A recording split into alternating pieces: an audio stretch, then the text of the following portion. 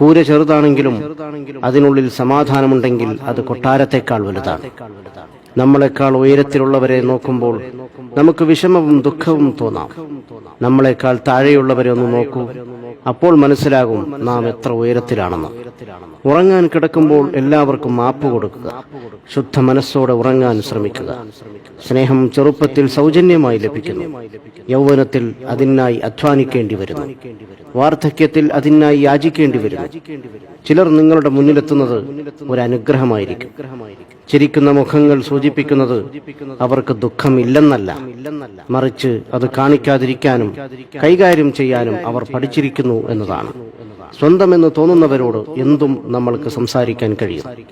എന്നാൽ വായിൽ നിന്നും പ്രതീക്ഷിക്കാതെ കേൾക്കുന്ന വാക്കുകൾ മനസ്സിൽ വല്ലാതെ മുറിവേൽപ്പിക്കും.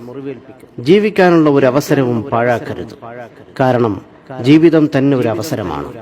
ഒന്ന് കാലു തെന്നി വീണാൽ തീരുന്ന ജീവിതത്തിന് എന്തു ജാതി, എന്തു മതം, എന്തു നിറം. ശരീരത്തിൽ ജീവനുള്ളപ്പോൾ മുഖത്ത് നോക്കാൻ ആർക്കും സമയമില്ല.